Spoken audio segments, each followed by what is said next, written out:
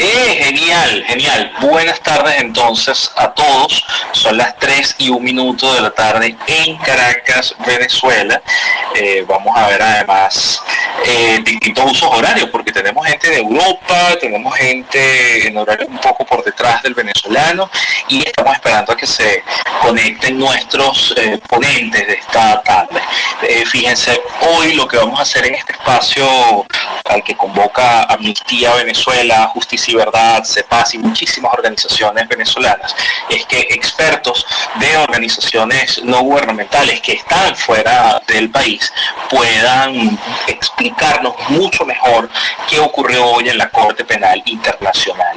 Estamos hablando de la decisión que ocurrió a las 10 de la mañana hora Venezuela, 3 de la tarde en La Haya, con la sentencia de la Sala de Apelaciones. Venezuela desde hace unos años tiene ya una causa, tiene un proceso en la Corte Penal que implica distintos puntos hasta llegar a la investigación que está en marcha el día de hoy, pero hoy ocurrió algo curioso, y es que hubo la sentencia de la Sala de Apelaciones después de las sesiones que hubo el pasado mes de noviembre. Entonces, vamos a revisar nuevamente si están todos conectados. Valentina Ballesta está acá, la veo allí, ella es de Amnistía Internacional. Buenas tardes, Valentina. Hola, hola. Genial. Tenemos también a Laura Dip, que es de WOLA. Laura, buenas tardes. Buenas tardes. Está también con nosotros Michelle Reyes, que es de Human Rights Watch, la veo allí en la sala. Buenas tardes. Hola Michelle, un placer. Y Calixto Ávila de Provea, que está desde Europa. Buenas tardes, Calixto. Buenas tardes, un placer. Genial. Bueno, los que están en la sala les voy a pedir varias cosas. Lo primero, atentos, esto va a ser como una suerte de programa de radio, pero con mucha libertad. Para que sepan, hay censura en Venezuela para hablar de la Corte Penal Internacional. Lo segundo es que el link de la sala está disponible, lo pueden compartir a sus redes, lo pueden enviar a WhatsApp, pueden invitar a gente a que nos acompañe en este rato. Y lo otro es que incluso pueden hacer comentarios, me lo pueden hacer llegar a mí o etiquetan Amnistía y los vamos leyendo. Vale, vamos entonces a empezar el análisis de esta tarde, y yo empezaría con una pregunta muy sencilla, y es: ¿qué pasó hoy? ¿Qué fue lo que pasó esta mañana en la Corte Penal Internacional? No sé si de la sala Michelle o Calixto, que estaban más cerca de esto, ¿me pueden contar? Tal vez lo pueda empezar yo con mucho gusto. ¿Se me escuchan bien? Genial. Bueno, si me están escuchando bien, ¿verdad? Sí, perfectamente.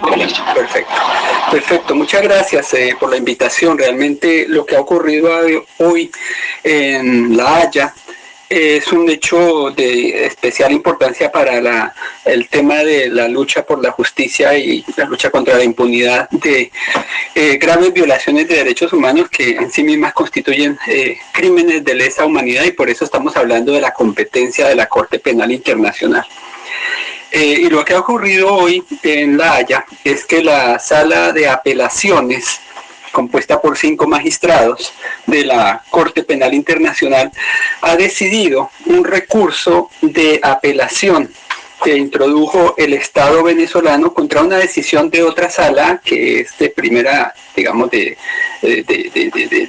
primera instancia, digamos, en la Corte Penal Internacional, que es la Sala de Cuestiones Preliminares número 1, que es la que conoce la situación Venezuela 1 sobre crímenes de lesa humanidad cometidos en el país.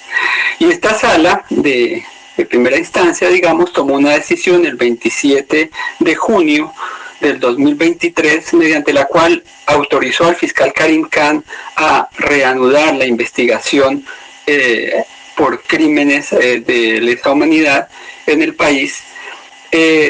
Esta decisión de la Sala de Cuestiones Preliminares pues fue objeto de este proceso de apelación que ha concluido hoy.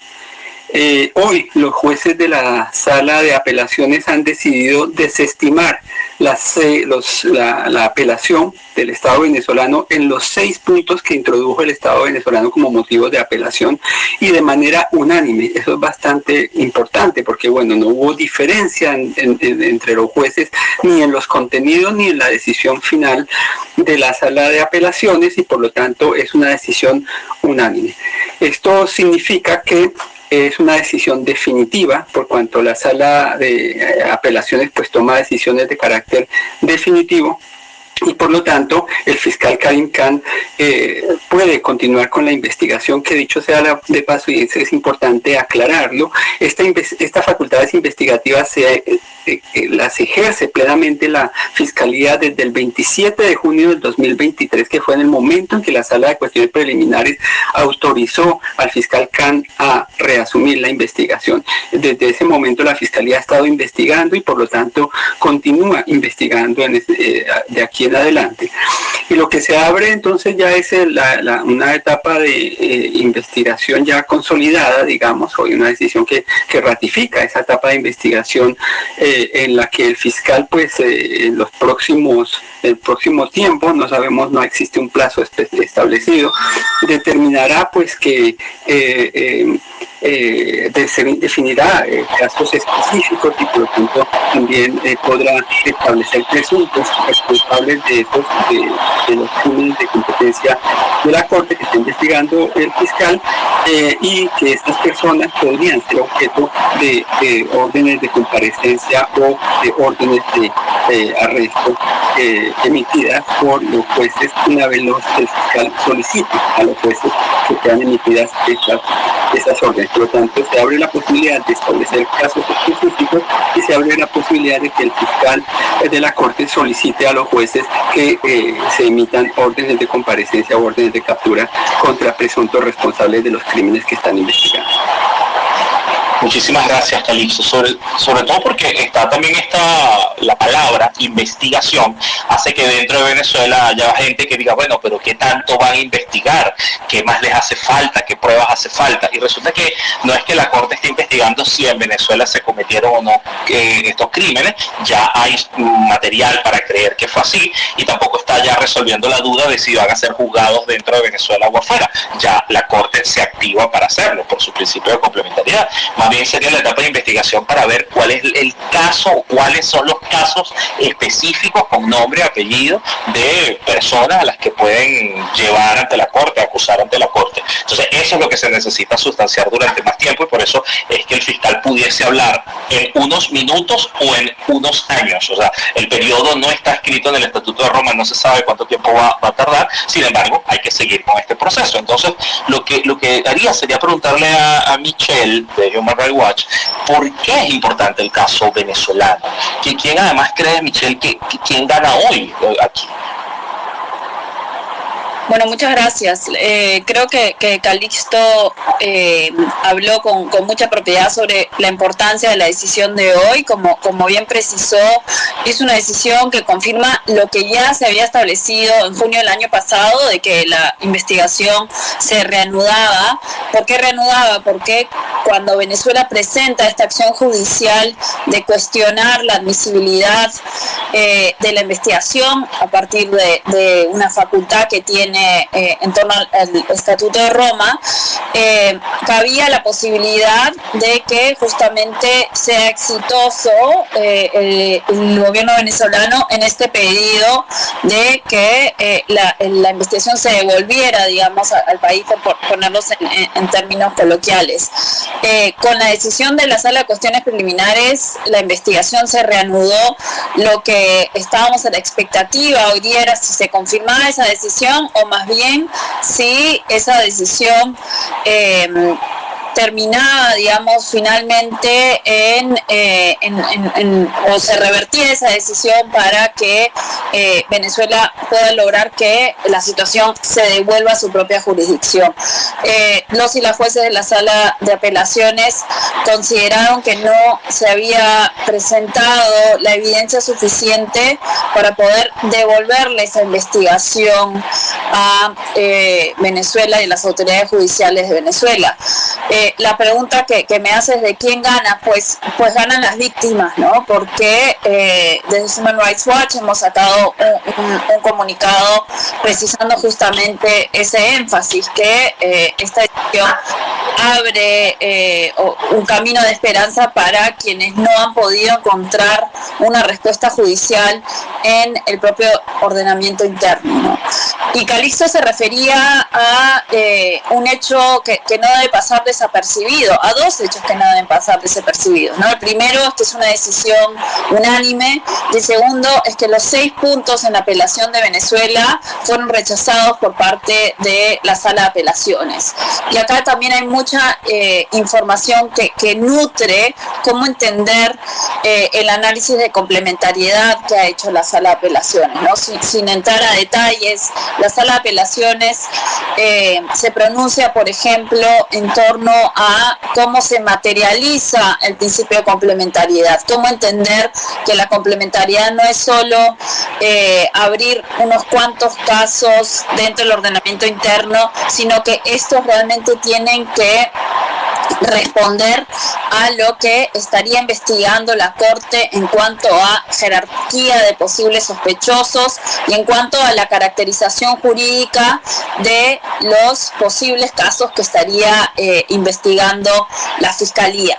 Entonces, aquí no solo se refiere a tener resultados concretos, intangibles, que puedan reunir esos elementos de lo que la Fiscalía de la Corte Penal Internacional está buscando, ¿no? Sospechosos de alta jerarquía por los crímenes contemplados en la investigación, crímenes de lesa humanidad según la caracterización que ha hecho la Fiscalía, sino también que no se trate solamente de promesas de que se va a llevar a cabo ciertas investigaciones. ¿Cómo entender entonces este test de complementariedad? Ha sido un aspecto central de esta decisión. Y también hay otros aspectos que ha analizado la Sala de Apelaciones, ¿no? Aspectos como el aspecto temporal de la investigación, por ejemplo. Este fue otro punto que Venezuela había apelado, ¿no? Donde había este entendimiento por parte de Venezuela que sería únicamente actos a partir de abril del 2017, mientras que la Fiscalía esclareció que podría ser actos desde enero del 2014. Entonces, cada uno de estos 6 elementos ha sido rechazado por parte de la Sala de Apelaciones, considerando entonces que existen todos los elementos para poder seguir a cabo con la investigación. Genial, Michelle, muchísimas gracias. Ahora, esta investigación, este periodo que viene ahora, ¿se puede seguir retrasando? ¿Puede haber nuevas medidas del Estado venezolano para que tarden más, para poner más tropiezos? No sé si es algo que Valentina pudiese responder. Muchas gracias, Luis Carlos. De hecho, era precisamente lo que quería transmitir el día de hoy. Podemos decir, sí, porque es que podemos decir que hoy se confirma que Venezuela no tiene más recursos para seguir deteniendo y dilatando la investigación de la Corte Penal Internacional. Entonces, pues como han dicho tanto Michelle como Calixto, pues hay unos aspectos técnicos súper importantes en la lucha contra la impunidad de Venezuela, pero sobre todo lo que nos da la decisión de hoy es una certeza de que el proceso ya no puede ser detenido, que el proceso ahora va a avanzar. No sabemos, como tú decías en tu introducción, no sabemos cuánto exactamente va a demorar, porque no hay un límite de tiempo particular o establecido en el Estatuto de Roma, pero sí sabemos que ya hoy se le acaban a Venezuela los recursos para tratar de detener la investigación en la Corte Penal Internacional. Estupendo. A Laura todavía no la hemos escuchado más allá de su saludo. Entonces, Laura, te dejo a ti una pregunta de introducción, porque afecta a la mayoría de la gente que está en esta sala. Si se meten en la sala y ven a quienes están, yo les recomiendo que sigan a la mayoría. Hay buenos amigos, hay muchas organizaciones de derechos humanos venezolanas, muchas, y con ellas también hay víctimas, hay familiares de víctimas, hay gente que nos está escuchando. Entonces, ¿qué crees tú que es el rol de la sociedad civil en este momento?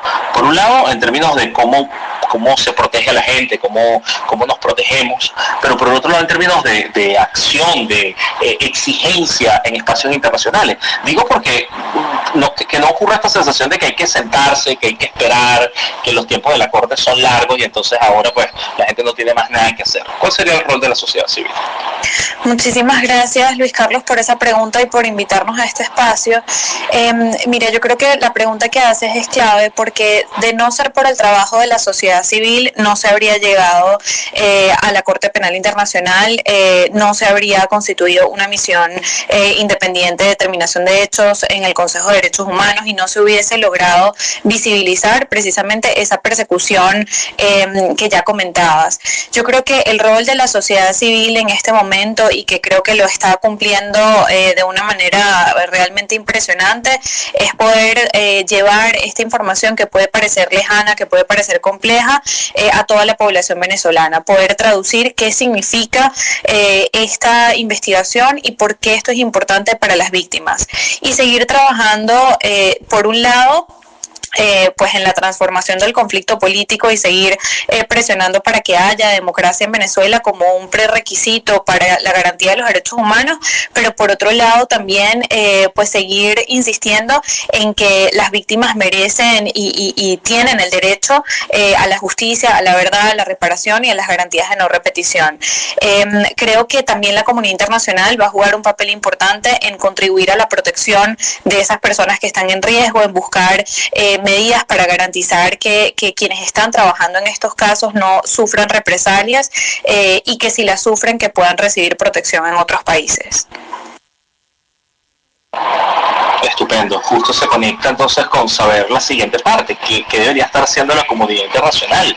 Digo, ¿Venezuela está sola en esto? ¿Los ciudadanos venezolanos estamos solos en esto? ¿Cómo opera la red acá? Creo que es una pregunta que entre Michelle y Calixto pudiésemos evaluar. Sobre todo, y ojo, hago la salvedad en la sala, han sido personas fundamentales para la pedagogía sobre estos sistemas y para que muchas organizaciones en Venezuela pues entren en ese carril, ¿no? Porque por lo general se trabajaba más con la Corte Interamericana, con el sistema interamericano, pero ahora estamos en la liga de la Corte Penal Internacional. Entonces, Michelle, Calixto, ¿cómo ven ustedes acá el rol de la comunidad internacional?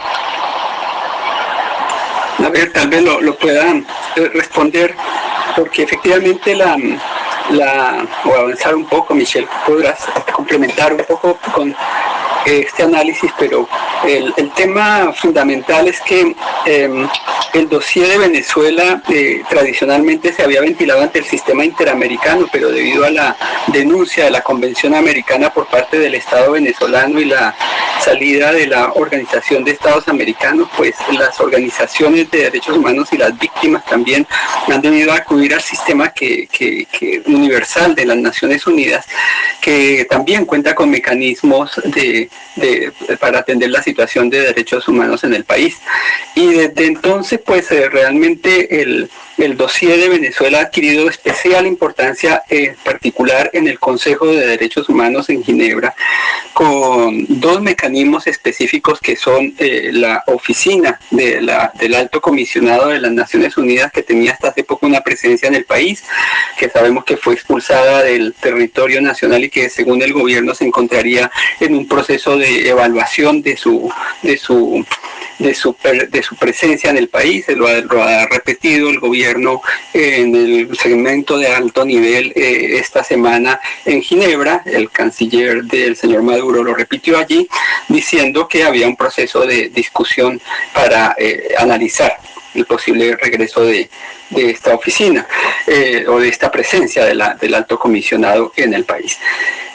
Y sin embargo, eso no significa que el alto comisionado se haya quedado sin el mandato de informar al Consejo de Derechos Humanos, y de hecho lo tiene que hacer este mes, en la tercera semana de marzo. Durante las sesiones del Consejo debe presentar un informe verbal, es decir, que mantiene el mandato de hacer estos informes hasta por lo menos septiembre, cuando vence la resolución por la cual ha mandatado el Consejo de Derechos Humanos a la oficina del Alto Comisionado.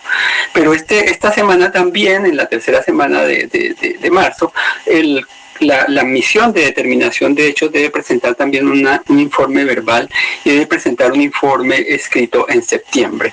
La misión, como ustedes saben, el Estado ha impedido el ingreso al territorio nacional y es uno de los temas que siempre utiliza el Estado en Ginebra para descalificar los informes. Ahora bien, el Estado deberá explicar en el foro del Consejo de Derechos Humanos por qué se encuentra ha sido expulsado a la oficina del Alto Comisionado y además no permite el ingreso de la misión de determinación de hechos. Entonces, en el seno del sistema universal se mantiene una dinámica muy rica de seguimiento a la situación de Venezuela.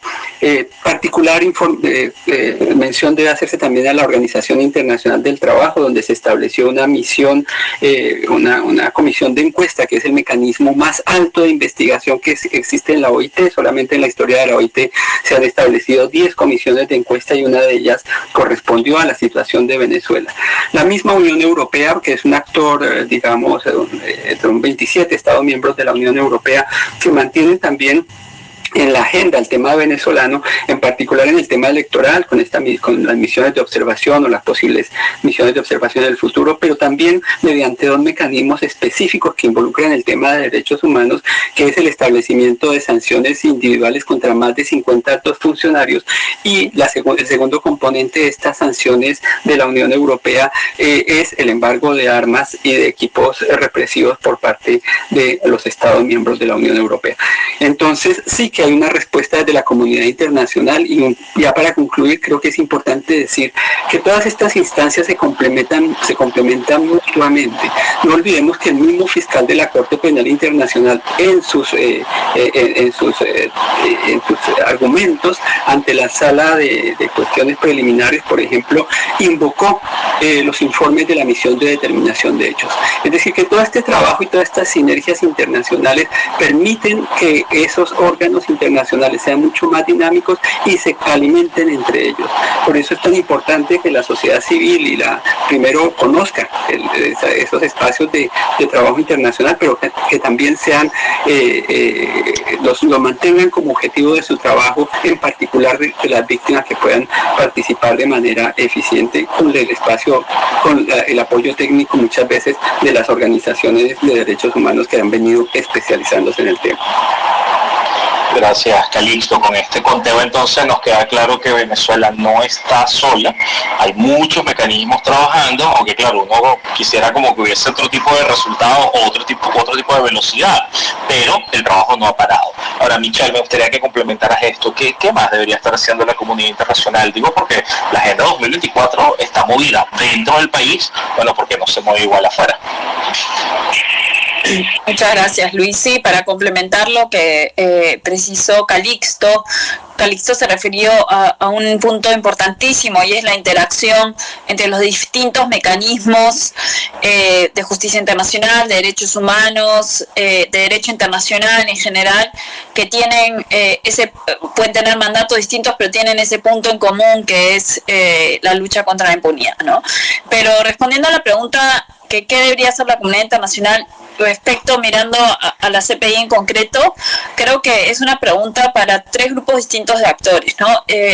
Para los estados, para la Corte y para la sociedad civil.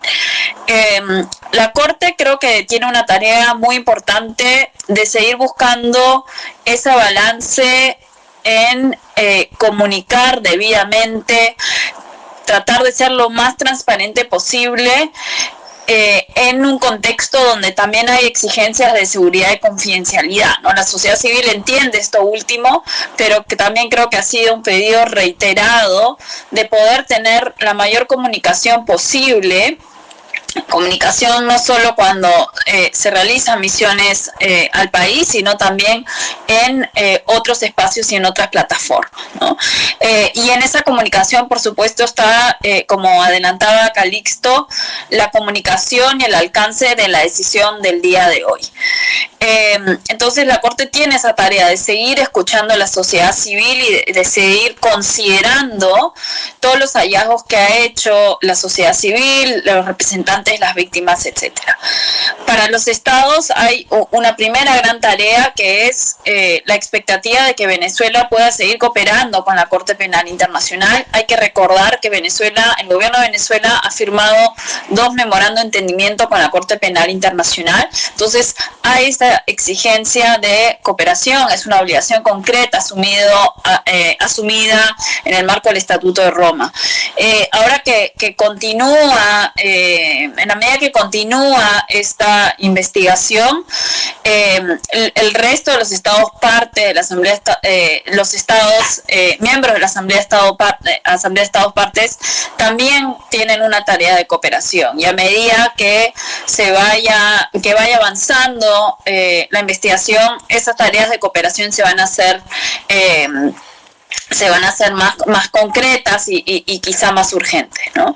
Y por último está la sociedad civil, que realmente es para sacarse el sombrero el trabajo incesante, inalcanzable que ha hecho la sociedad civil en Venezuela y fuera de ella, en documentar, en alzar la voz, en ir recogiendo testimonios, evidencia, etcétera, y en interactuar dentro de las limitaciones que hay con la Fiscalía de la Corte Penal Internacional y otros órganos como la Oficina de Representantes de Víctimas, etc. Entonces, hay una tarea que continúa para distintos actores, y quienes venimos siguiendo la investigación, pues nos toca unirnos a esa tarea también. Genial, muchas gracias Michelle y Calixto. Ahora, hay una crítica que se sostiene siempre sobre este tipo de espacios como el que estamos llevando adelante, y es que por lo general los defensores de derechos humanos parecieran que le hablamos solamente a otros defensores de derechos humanos, por un asunto de lenguaje, por un asunto de estilos, y este tipo de procesos se hacen complejos, se hacen difíciles. La Corte es compleja, el Estatuto de Roma, la manera en la que funciona. Entonces, vamos a ir como trabajando entre lo que pasó en términos jurídicos allí y el escenario de lo que está pasando en Venezuela políticamente. Hay una pregunta con saña que puede ser para Valentina o Laura, y es, por ejemplo, si las negociaciones políticas que se están llevando adelante en Venezuela pueden afectar el curso de la CPI. Por ejemplo, que haya un acuerdo político y se diga, a cambio de tal cosa se desmonta el juicio. ¿Eso es posible? O, dándole la vuelta a esa misma pregunta, ese tipo de decisiones en la Corte no generan una presión para los procesos de diálogo. Valentina, Laura, ¿qué me dicen? Sí, Luis Carlos, Laura, ¿quieres ir tú? Adelante. No, ya habías empezado. No, bueno, yo creo que puedo comentar sobre esto, que es sumamente importante, como entender que el tipo de crímenes que investiga la Corte Penal Internacional, que además hay que entender que no investiga el Estado, sino investiga personas individuales, ¿no? Esto lo hemos dicho muchas veces, pero hay que entender la trascendencia de esto.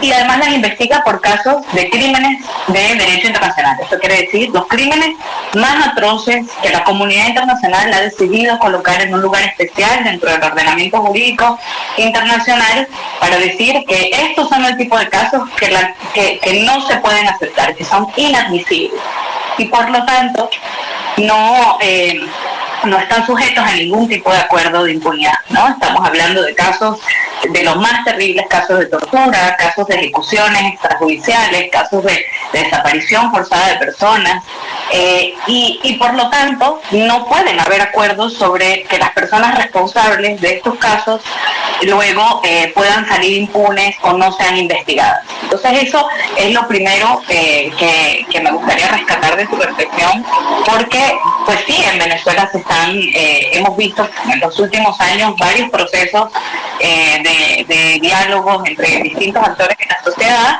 Sin embargo, no está la justicia sujeta a este tipo de conversaciones ni acuerdos, y no podrían llegar a plantear, digamos, una especie de suspensión, o de tratar de eliminar estos mecanismos de rendición de cuentas, porque al fin y al cabo de eso se trata, ¿no? Que las personas responsables que están detrás de estas políticas, que están detrás de los crímenes más atroces que se están cometiendo en Venezuela, puedan rendirse ante la justicia. Sí, si me permites, me gustaría complementar un poco y gracias Valentina porque creo que has dado en el clavo y que eso es el punto central sobre el cual nos toca constantemente hacer pedagogía, y es que la Corte Penal Internacional, como ya mencionaban, es un órgano independiente que opera bajo el principio de complementariedad, es decir, la Corte Penal Internacional entra a investigar cuando el Estado no quiere o no puede impartir justicia. Eso, digamos, es una sobresimplificación porque hay una serie de pasos que se tienen que cumplir para que efectivamente la Corte ingrese a investigar, pero como bien decía Valentina, además aquí la investigación es en casos individuales, es decir, se investiga la responsabilidad individual. ¿Por qué esto es importante? Porque se debe entender que la investigación va a continuar en la medida en que no haya una investigación y sanción de los responsables por esos crímenes contemplados en el Estatuto de Roma que Venezuela ratificó en el año 2000. Entonces, la investigación no está sujeta, la investigación y digamos el curso de los casos que puedan luego abrirse en la Corte no está sujeta a ninguna decisión política, es una cosa que sigue su propio curso. Ahora, es posible y es coherente, y de hecho ha sido la postura que Bola ha mantenido a lo largo del tiempo, mantener, digamos, o apoyar todas las rutas, la ruta del proceso de negociación, es decir, la búsqueda de soluciones para la transformación pacífica del conflicto que existe en Venezuela, al mismo tiempo soportar o insistir en que se debe mantener la ruta electoral y por otro lado mantener el escrutinio en torno a las violaciones de derechos humanos y los crímenes de lesa humanidad. ¿Que la investigación genera presión sobre el proceso de negociación? Por supuesto que sí, pero lo importante es poder generar esa pedagogía y decir, eso va por su propia ruta y ningún actor político puede detener lo que va por esa ruta. ¿Qué sí puede detenerlo? Y que lo vimos en el caso de Colombia. Si efectivamente se empiezan a investigar crímenes de lesa humanidad bajo los estándares del derecho internacional, efectivamente la Corte puede decir, bueno, se cumple el principio de complementariedad y por tanto no se necesita de la investigación de la Corte. Pero eso no está pasando en el caso venezolano, ni creemos que vaya a pasar en el corto plazo, porque lo que demuestra esta decisión del día de hoy es que el Poder Judicial en Venezuela no es un poder ni independiente ni imparcial y digamos que no hay verdaderamente una investigación sobre estos casos. Sí, a ver, es que en el caso Colombia, tengo entendido que la Corte Penal instala una oficina en el territorio colombiano que estuvo allí unos cuantos años, pero es que además el examen preliminar duró como 17 años y al final deciden cerrarlo porque Colombia desarrolló su propio sistema judicial autónomo, un sistema judicial autónomo que, por ejemplo, yo siempre cuento que es tan autónomo que le frenó la reelección a Uribe, ¿no? Por ejemplo, o sea, hay un sistema judicial en Colombia. En Venezuela la actitud ha sido completamente distinta, la actitud ha sido negar los crímenes de lesa humanidad y hoy justamente el comunicado del canciller Iván Gil es nuevamente negar que hayan ocurrido crímenes de lesa humanidad. Es como una suerte de estrategia narrativa en la que se dice que aquí no ha pasado nada y si pasa, hay tribunales en Venezuela para poder hacer el trabajo. Esto lo que significa es que entramos entonces en un terreno de riesgo, en un momento de mayor riesgo. Y riesgo porque se persiguen las narrativas. Vimos ya hace algunas semanas cómo en Venezuela se amenazó a los defensores de derechos humanos que utilizaran el término desaparición forzada. Se les amenazó diciendo que podían ser juzgados por mentir, que eso era un delito, decir mentiras. Entonces, esa es la pregunta ahora. ¿Cómo nos cuidamos? ¿Cómo somos responsables y cautelosos con el momento que se abre? Porque no es poca cosa que se esté investigando a personas de la cadena de mando de Venezuela y que puedan ser juzgadas en un tribunal internacional. A ver qué nos dice Michelle al respecto. Muchas gracias. No, yo quería destacar estos últimos puntos que han mencionado Valentina y Laura, ¿no? Y sobre todo el reconocimiento de que estas rutas, como mencionaba Laura, pueden ser rutas paralelas, son rutas que se tienen que retroalimentar, ¿no? Y en el movimiento de justicia internacional siempre hablamos de que no hay que escoger o paz o justicia, y creo que el ejemplo colombiano al que se referían es un ejemplo muy tajante de eso, ¿no? O muy evidente de eso, en la importancia de que hay un componente de justicia en la pacificación, en la transición, etcétera. Así que a la pregunta de pues cómo nos cuidamos, creo que en varios aspectos lo que había mencionado anteriormente. Esto es una tarea que para la Corte Penal Internacional sigue siendo una tarea urgente, y es una tarea que los defensores y las defensoras de derechos humanos constantemente lo enfatizan en las distintas plataformas que se abren en el marco de la CPI, ¿no? Porque el cómo nos cuidamos no solo significa, bueno, que la Corte únicamente va a tratar de contestar esa pregunta vamos a tratar de cerrar todos los espacios a la sociedad civil por cuestiones de seguridad, sino tratar justamente, como decíamos, de buscar ese balance, y la Corte se ha referido muchas veces a tratar de buscar ese balance entre ser muy conscientes de los riesgos que asume la sociedad civil y los defensores de derechos humanos cuando interactúan con la Corte, y al mismo tiempo poder brindar información y abrir las puertas a la sociedad civil. Y creo que es un balance que la Corte todavía no logra encontrar, ¿no? Y no solo en el seno de la interacción con las fiscalías, sino también en la propia Asamblea de Estados Partes, donde muchas organizaciones venezolanas han tenido oportunidad de participar. Sí, desafío el poder hacerlo de un modo seguro. Y no estoy hablando de una interacción que se da en Venezuela, sino una interacción que se da en La Haya o en otros espacios donde ese riesgo también puede estar presente por, no sé, la intimidación o la mera presencia de un actor gubernamental que puede intimidar en un momento dado, ¿no? Entonces, creo que esa cautela se va a hacer más presente. Mencionabas, Luis, cómo el 2024 ha arrancado muy candente. En un año electoral, evidentemente, se va a ir acrecentando, y lo importante es que tratemos de responder esa pregunta, ¿cómo nos cuidamos? No con respuestas concretas de corto plazo, no con curitas, sino realmente con estrategias y con mecanismos al interior de la Corte, pero también otras instituciones que puedan abordar con mucha seriedad lo que significa darle un espacio a la sociedad civil y lo que significa poder tener una interacción de modo seguro pero genuino, ¿no? Para la gente que se ha conectado en este rato, les recordamos, estamos en una sala conversando con distintas organizaciones internacionales y nacionales que llevan el tema Venezuela sobre la sentencia de la Sala de Apelaciones de la Corte Penal Internacional, que hoy ratificó que la investigación de la Fiscalía sigue, por lo que se abre un periodo de este proceso en el que la Fiscalía en cualquier momento puede abrir casos concretos, casos sobre crímenes de lesa humanidad cometidos en Venezuela y que ya pueden tener responsables, personas directas de las cadenas de mando para que sean juzgadas. Vuelvo entonces a Calixto. Calixto, ¿qué se hace si el Estado pareciera no cooperar porque narrativamente está negando todo? De hecho, niega tanto que está tratando de contar la historia a su manera, como que envió mucho material y la Corte no le hace caso, como que han demostrado que en Venezuela se pueden juzgar esos casos y la Corte no lo acepta. ¿Cómo se hace cuando un Estado está en negativo? Bueno, el rol de la sociedad civil es fundamental en ese tipo de situaciones. Una de las cosas que uno constata trabajando a nivel internacional es que las instancias internacionales serían un cascarón vacío sin las organizaciones de la sociedad civil interviniendo, sin las organizaciones de víctimas tomando parte de esos mecanismos.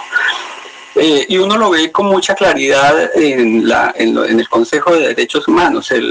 gobierno venezolano interviene en el 90% de los diálogos interactivos sobre todos los países en el Consejo de Derechos Humanos para posicionar su narrativa de no intervención en asuntos internos, respeto a la soberanía nacional, dobles estándares, politización del Consejo de Derechos Humanos, un colonialismo del norte hacia el sur, ese tipo de narrativas con la que pretende descalificar los mecanismos internacionales y posicionar más un discurso que al posicionarlo pues le evita explicarse sobre temas de derechos humanos específicamente. Entonces, y en esos espacios el gobierno es muy cómodo porque no hay posibilidad de controvertir ese tipo de discursos cuando el Estado interviene sobre otras situaciones. Pero cuando debe enfrentarse en ese mismo Consejo de Derechos Humanos a diálogos interactivos sobre Venezuela, el Estado se ve completamente desarmado. Tanto en el Consejo de Derechos Humanos como ocurrió en el Comité de Derechos Humanos el año pasado, cuando el Estado quedó completamente desarmado, cuando debió dar cifras específicas, cuando debió responder sobre casos específicos. Entonces, un Estado que no está acostumbrado a responder en términos técnicos, digamos, o a los mecanismos técnicos sobre los temas que se ocupan, pues es un Estado condenado al fracaso en esos mecanismos. Y eso ya le ocurrió en el Consejo de Derechos Humanos, en el Comité de Derechos Humanos, por ejemplo, en donde no respondió de manera adecuada. Y le está ocurriendo actualmente en la Corte Penal Internacional. Y ahí las organizaciones de la sociedad civil son las que nutren con información de terreno, con informes específicos. Y ese es el trabajo que han venido haciendo y que creo que es importante que se conserve. Pero el Estado venezolano, sí, perdona. Sí, no, a ver, es que la duda era si el Estado venezolano ya denunció los mecanismos del sistema interamericano, se fue de la CIDH, ya no responde a esos tribunales. Con la Corte Penal Internacional puede pasar lo mismo, pueden cerrarse, pueden decir, bueno, ya este país no colabora más, se acaba, renunciamos. ¿Ese tipo de cosas también existen o no? En el caso de la Corte Penal Internacional, obviamente los estados pueden denunciar el tratado, pero eso significa que, empezando porque el término de la denuncia, una vez que lo hacen, creo, Michelle me corrige porque no recuerdo, pero creo que necesita un año a partir del momento en que declara la manifestación de denunciar el tratado, es decir, de retirarse. Pero eso no incluye, es verdad, un año, ¿verdad? Eso no significa que los crímenes cometidos mientras duró la competencia de la Corte Penal Internacional no sean de competencia de la Corte.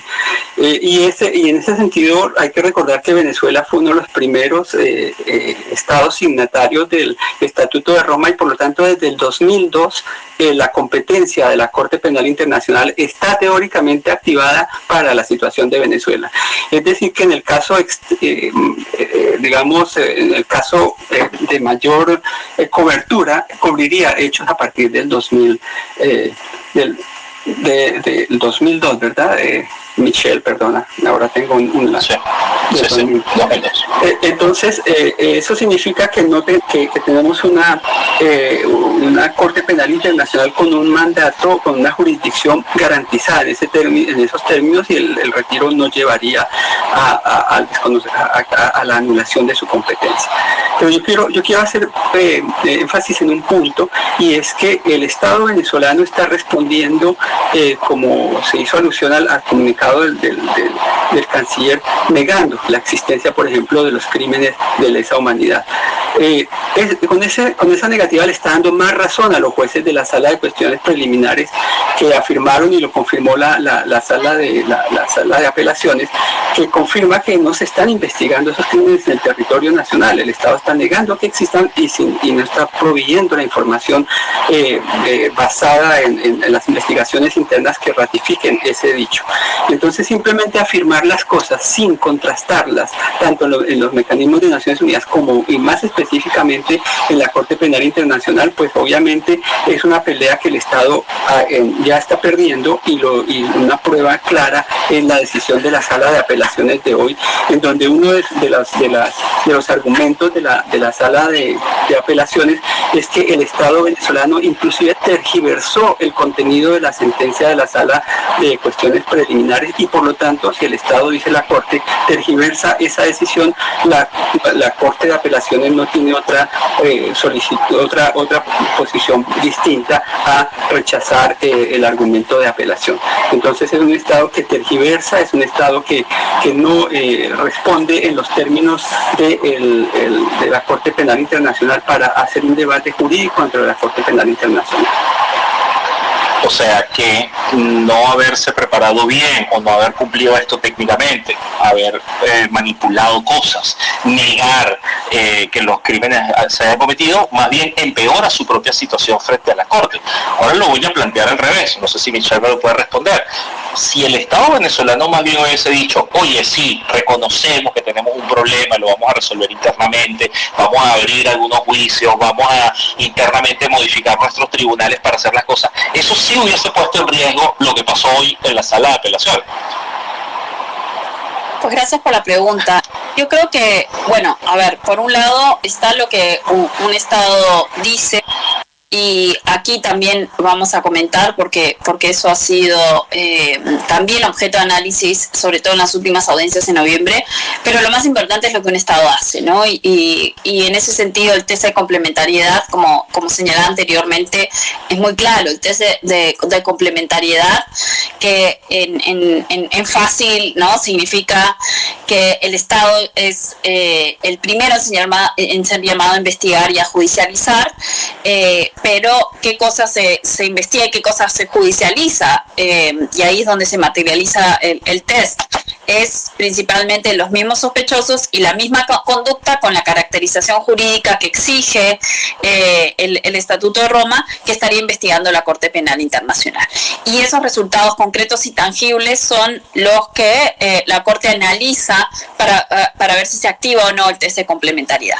Esta acción que ha hecho Venezuela a la luz del Estatuto de Roma es una acción que se desprende en este cuestionamiento de admisibilidad de la complementariedad, y que va a esta segunda parte, es lo que el Estado hace, lo que se va a considerar. Y tan así que lo que el Estado hace no implica, por ejemplo, no solo mirar que se está investigando en concreto, sino que tampoco se va a considerar las promesas de futuras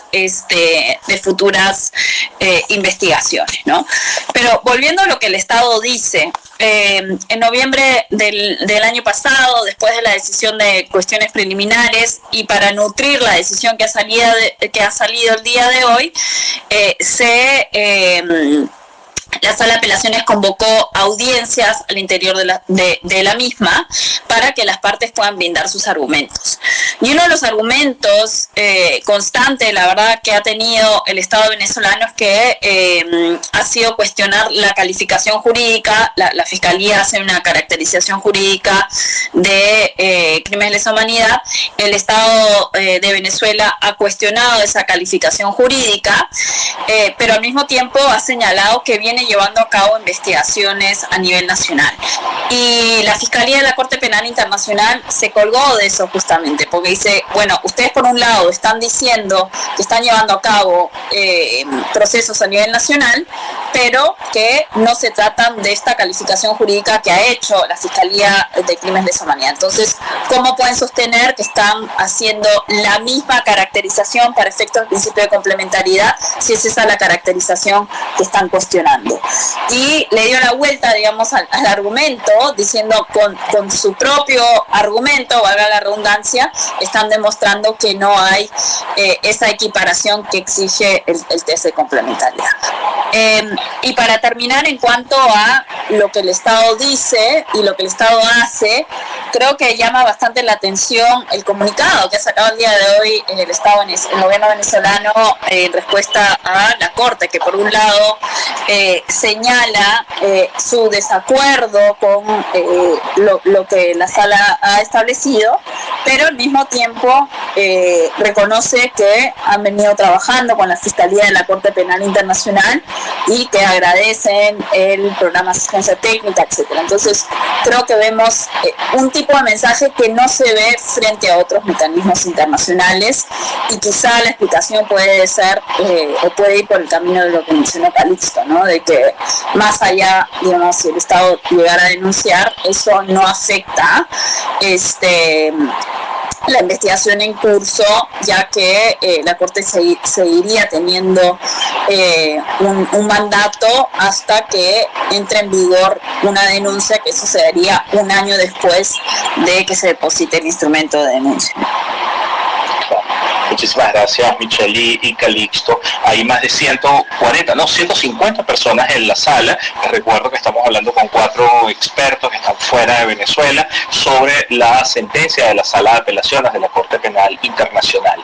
Cuando algunos han escrito qué viene después, ya hemos dicho en las partes anteriores que ahora estamos en el proceso de investigación en la que el fiscal de la Corte en cualquier momento, y eso puede tomar días, meses o años, en cualquier momento puede abrir casos específicos por crímenes de lesa humanidad en Venezuela. Cuando decimos casos es ya identificar nombre, apellido, persona responsable.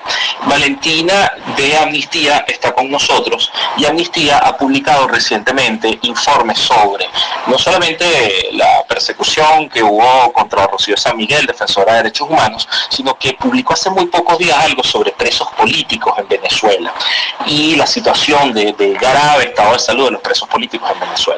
¿Tú crees, Valentina, que este tipo de medidas en la Corte Penal Internacional, que genera presión, que genera visibilidad mundial sobre Venezuela, puede ayudar a que al menos haya liberaciones de presos políticos o se reduzca la comisión de crímenes en el país? Sí, Luis Carlos, pues por supuesto que nosotros apuntamos a que la única forma de que exista una mejora en la situación de derechos humanos en el país, y por lo tanto se dejen de cometer estas violaciones, digamos, sistemáticas, es con la denuncia, ¿no? Tú bien mencionas, tenemos un llamado tenemos de hecho varias acciones urgentes en este momento, llamando a que en todo el mundo puedan expresar solidaridad para frenar las violaciones en Venezuela. Estamos hablando de la situación de salud de varias personas detenidas por motivos políticos, como Mirlendris Benítez y Juan Carlos Marrufo, y Ana Delgado también está en una situación grave de salud. Y también tenemos, por supuesto, una acción urgente llamando a la liberación incondicional e inmediata de Rocío San Miguel, defensora de derechos humanos que está detenida arbitrariamente desde hace ya varias semanas, y que sabemos que su detención es política, y que además sabemos que tiene como base su defensa de derechos humanos. Entonces, y esto lo quiero relacionar con la pregunta que dejabas abierta antes sobre qué podemos hacer, ¿no?, frente a lo que pueda venir en retaliación a lo que pasa hoy o lo que pasa en general en el escrutinio abierto que hay hacia Venezuela en materia de derechos humanos y en materia de responsabilidad por crímenes de lesa humanidad. Y es que no podemos, la única forma de contener cualquier forma de ataque o represalia por estas acciones es continuar con la denuncia. Y esto es algo que para Amnistía ha sido fundamental, y queremos resaltar lo que es todos estos ataques hacia el espacio cívico en Venezuela, hacia las organizaciones de sociedad civil, hacia las personas defensoras de derechos humanos, tienen como eje central el tratar de que Venezuela pueda seguir aislándose del escrutinio y de la rendición de cuentas en estos espacios internacionales.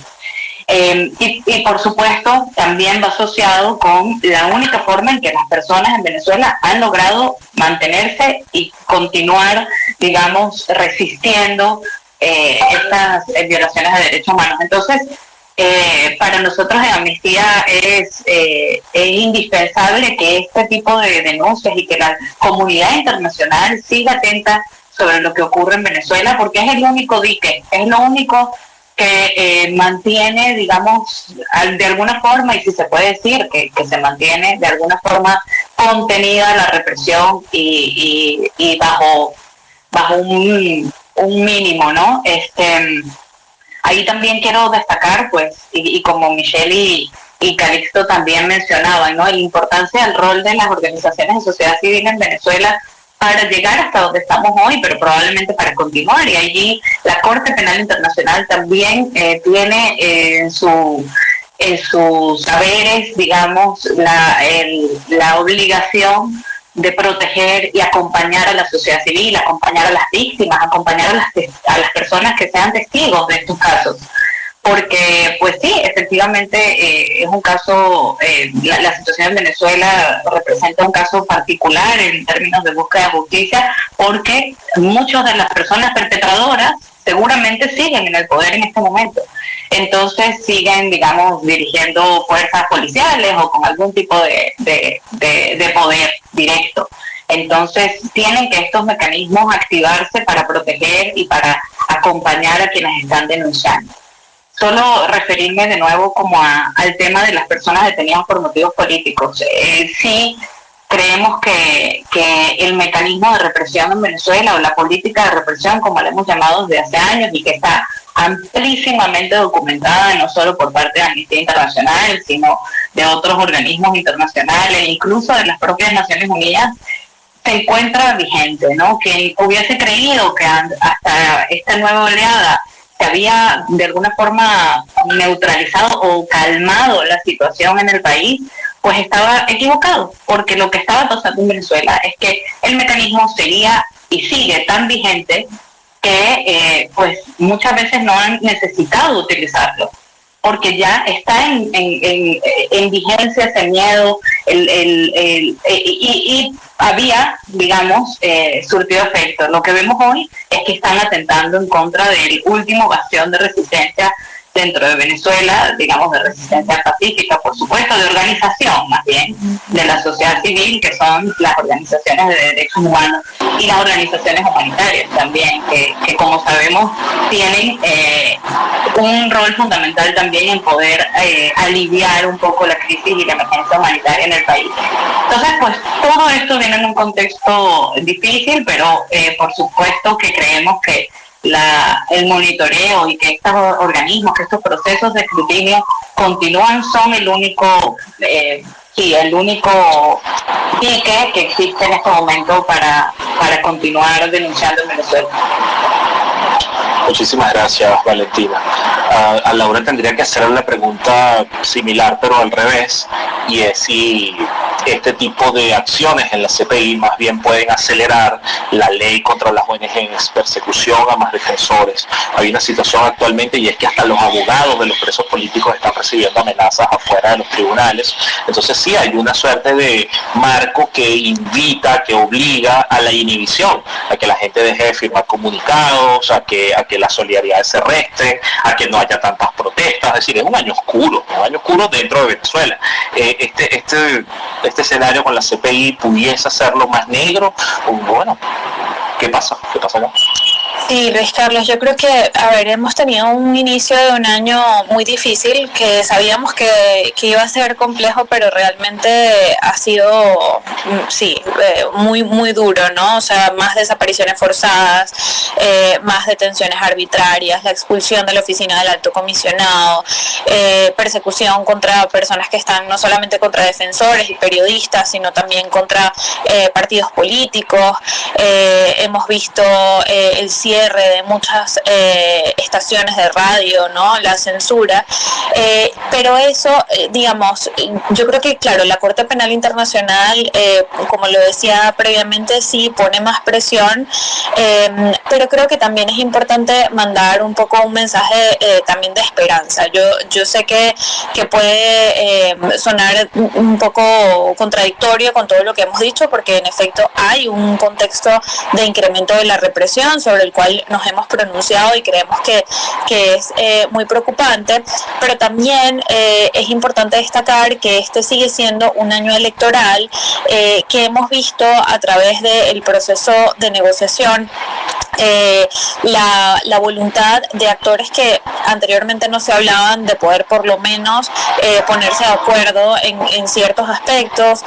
La firma del acuerdo de Barbados fue un acuerdo histórico en la medida en que el gobierno pues tuvo la voluntad para firmar un acuerdo en el que se compromete a unas metas muy concretas que llevan a una ruta electoral, y yo creo que no es el momento para quemar todos los puentes. Yo creo que por el contrario, y como lo decía previamente, son rutas todas igual de importantes y que no son mutuamente excluyentes. Es decir, uno puede decir, mira, el escrutinio en materia de derechos humanos es clave y es importante que haya justicia y que se investiguen y se sancionen los crímenes, y al mismo tiempo tratar de buscar la transformación de un conflicto político que afecta a todos y todas las venezolanas, porque aquí, digamos, lo que está en juego en Venezuela con este año electoral no es solamente, digamos, la situación de las víctimas de las más graves violaciones de derechos humanos, sino que es la situación de los millones de personas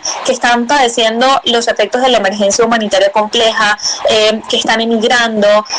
Veíamos, por ejemplo, como un Venezuela documentaba en su último boletín que la intención de emigrar había subido de un 8 a un 13% para este año. Entonces la gente sigue saliendo del país y sigue saliendo en condiciones deplorables, de manera que cuando uno mira toda esta tragedia humana, realmente es muy importante que como venezolanos podamos encontrar formas para transformar ese conflicto político y no, digamos, no quemar por completo un proceso político que está allí, y que yo creo que todas estas estrategias de represión justamente lo que buscan es tratar de alejar a las personas de la ruta electoral, siendo el año 2024 un año fundamental por las elecciones presidenciales, pero también lo es el 2025 cuando hay elecciones de alcaldes, de gobernadores y también en la Asamblea Nacional. ¿Podemos tener un estimado de cuántos años más se va a tomar esto? ¿Cómo se ayuda a que sea menos tiempo? ¿Hay manera de decidir en eso? Michelle o Calixto. Sería con Michelle quizás. Pues muchas gracias. Es difícil saberlo. En las... perdón, estoy ordenando mis ideas.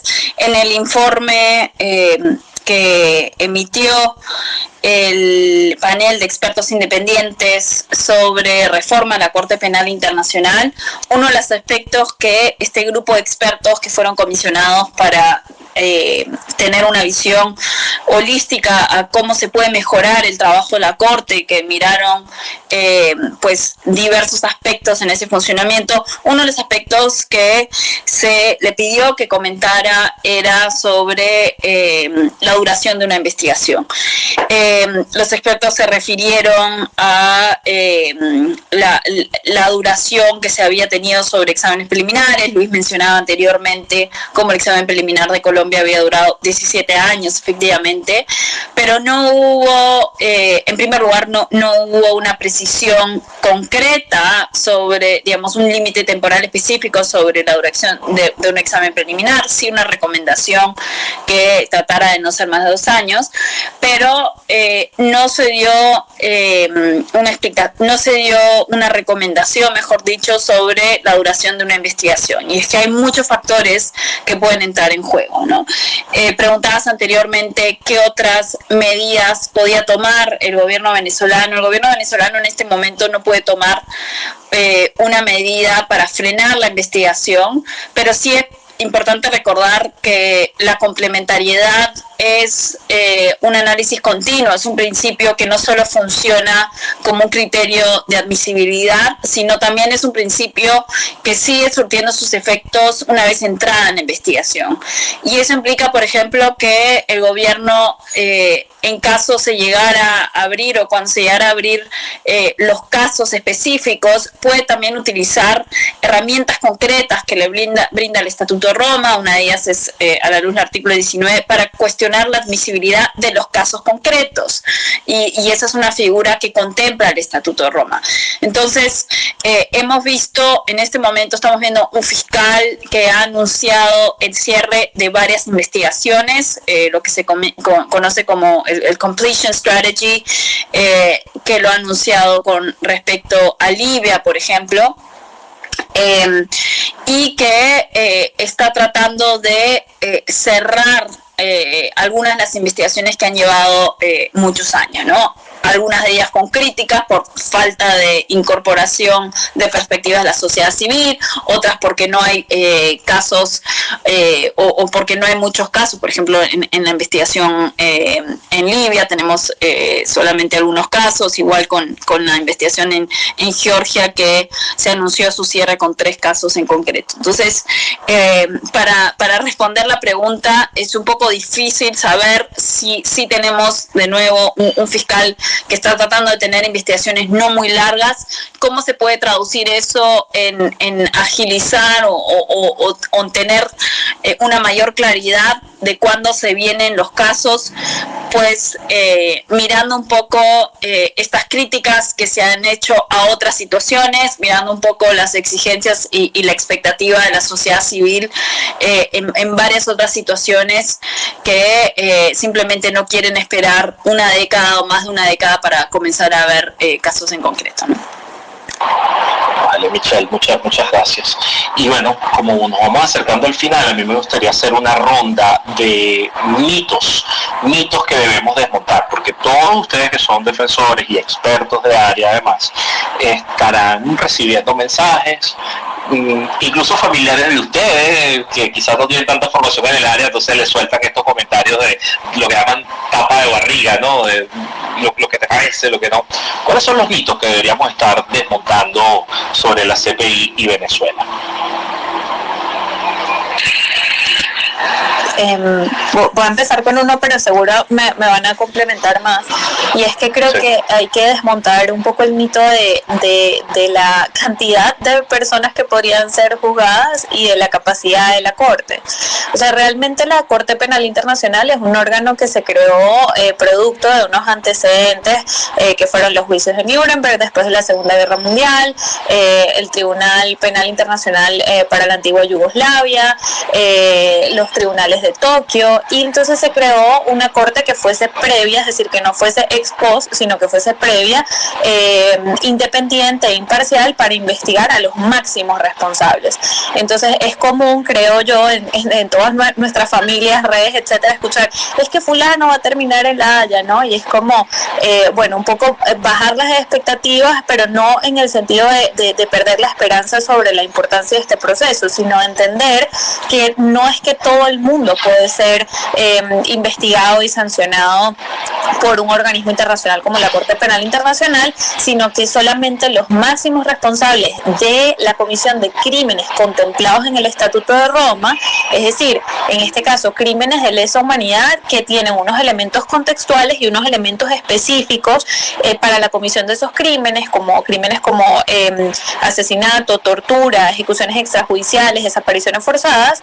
En esos casos solamente podría abrirse un caso, y la relevancia que tiene es que además los sistemas, las investigaciones jurídicas tienen el potencial también de contribuir a la construcción de la verdad, y eso a su vez constituye un mecanismo de reparación para Venezuela, para todas las víctimas de violaciones de derechos humanos, porque es un reconocimiento de que sí, esos hechos efectivamente ocurrieron y esa persona ha sido sancionada por un alto tribunal, pero no es que todo el mundo va a ir a La Haya como escuchamos constantemente.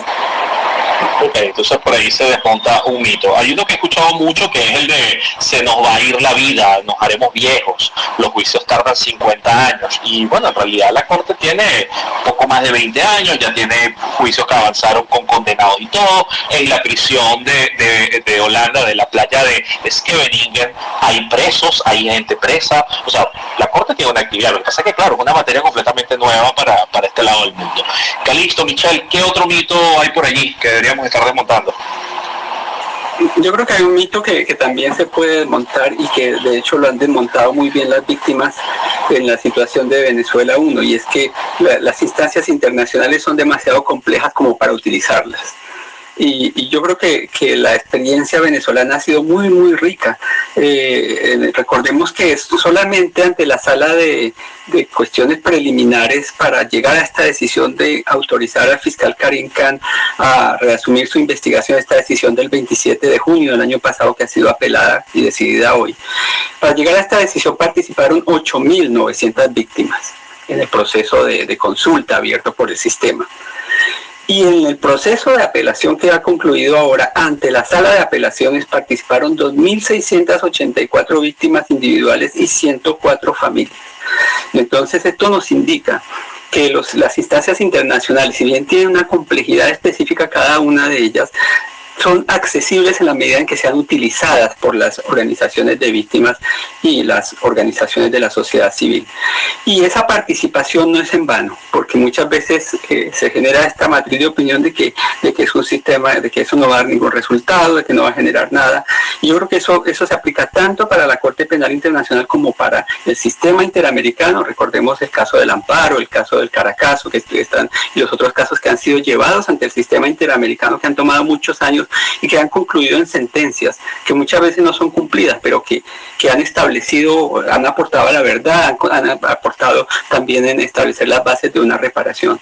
Entonces, el mito de que las instancias internacionales son tan excesivamente complejas y lentas, pues, y que no valen la pena hacer ese trabajo, se desborda se desmonta mediante la participación de las víctimas, y creo que la experiencia venezolana ya es bastante rica, tanto en la Corte Penal Internacional como en el sistema interamericano, y como lo está haciendo actualmente en el sistema universal de las Naciones Unidas. Muchas gracias, Calixto. Michelle, cuéntame, un mito que hay que desmontar. Bueno, si me permiten, voy a mencionar dos solo porque no quiero dejar pasar de llamar a los estados. Pues el primer mito es uno que curiosamente menciona Venezuela hoy en su comunicado de respuesta a la decisión de la sala de apelaciones, y es que la Corte Penal Internacional representa una injerencia representa una injerencia externa. Ese es el lenguaje que ha utilizado hoy Venezuela en su comunicado. Y recordemos que Venezuela, tras una decisión soberana, decidió ratificar el Estatuto de Roma. Entonces, esta idea de que la Corte ingresa así sin ninguna autorización previa es quizá uno de los mitos no solo más importantes, sino más fáciles de demostrar que efectivamente se trata de un mito. Pero el segundo mito, y creo que aquí hay una gran tarea de todos los estados partes, es que la justicia internacional es costosa, o que la justicia internacional es cara. La Corte Penal Internacional tiene un presupuesto de aproximadamente 170 millones de euros. No es un presupuesto significativo para la magnitud del trabajo de la Corte. Los tribunales ad hoc tenían casi 10 veces ese presupuesto para un contexto en concreto. Entonces creo que los estados cada año tienen que realmente asumir el compromiso que han hecho con la justicia internacional y darle a la Corte los medios que requiere para poder hacer su trabajo. La Corte sigue funcionando con un presupuesto muy limitado que se traduce en no poder en varios contextos dar los resultados que se le exige, ¿no? Por supuesto que hay muchos otros aspectos que pueden contribuir a tener mejores resultados, pero el presupuesto sin duda es uno de ellos. Ese dato que da Michelle a mí me impresionó muchísimo cuando lo descubrí, cuando decía los 180 millones de dólares, 170 millones de euros, porque haciendo seguimiento de perpetradores, resulta que hay gente que es juzgada por la Corte, o pudiese ser juzgada por la Corte, que tiene muchísimo más, muchísimo. O sea, solamente ese perpetrador tiene mucho más dinero que toda la Corte, todo el presupuesto anual de la Corte completo. Entonces es como una simetría que es impresionante, pero también habla de las grandes presiones que puede haber sobre este tipo de procesos, bueno, porque son personas con poder o personas que tuvieron poder las que van a ser juzgadas acá. Entonces, bueno, hemos desmontado el mito de que es difícil, hemos desmontado el mito de que es largo y eterno, hemos desmontado el mito de que esto es una materia súper oscura, más bien Laura nos hablaba de la esperanza, entonces quedarían ideas como que se puede ganar y que esta jugada nos puede salir bien. Sin embargo, me gustaría que fuese Valentina la que despidiera esta función por hoy, porque Valentina es de Amnistía Internacional y si ve aquí al lado, pues dice Amnistía Anfitrión, así que está en su casa. Valentina, cuéntanos, ¿qué mito tenemos que desmontar? Gracias, Luis Carlos. Pues mira, para mí quizás, y redondeando todos los mitos que las colegas han mencionado, para mí el mayor mito que hay sobre esto es que la justicia no va a llegar nunca. Y ahí es donde en realidad, si hacemos un ejercicio mínimo, hace 5 años apenas, no nos podíamos ni imaginar que hoy íbamos a tener a la sala de apelaciones diciendo que en Venezuela sí se han cometido crímenes de lesa humanidad y que la Fiscalía de la Corte Penal Internacional tiene que investigar. Por muchas razones, por temas de recursos, por temas de priorización de otros casos, incluso por estos que ya hemos venido y que mencionaba también Calixto, ¿no? Este mito alrededor de lo inaccesible. Pero no, hoy estamos frente a la posibilidad real de que se individualicen casos, se individualicen víctimas, se individualicen perpetradores.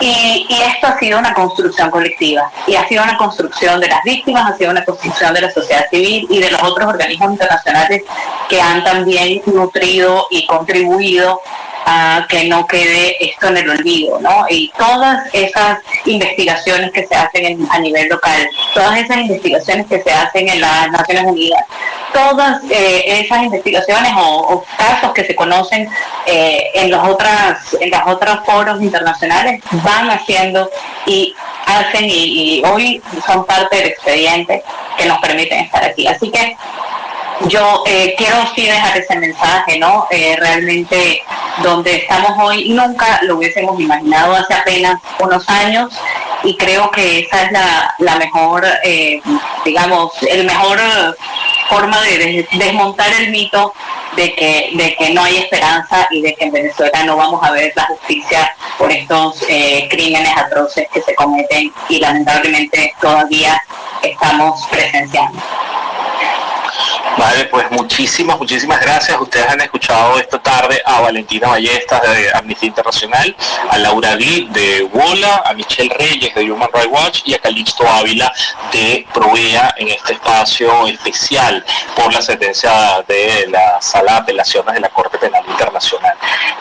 Miren, yo lo que les invitaría es a que vean en la sala quiénes están, empiecen a seguirse un montón de gente chévere que está allí, hay montones de organizaciones de derechos humanos, es como que seamos un grupo de los geeks, ¿no? Siguiendo justicia penal internacional, y que bueno, que esta comunidad crezca, porque los próximos meses, semanas, años nos van a tener muy pendientes de lo que ocurra en La Haya. Un abrazo a todos, muchísimas gracias y muy buenas tardes. Muchísimas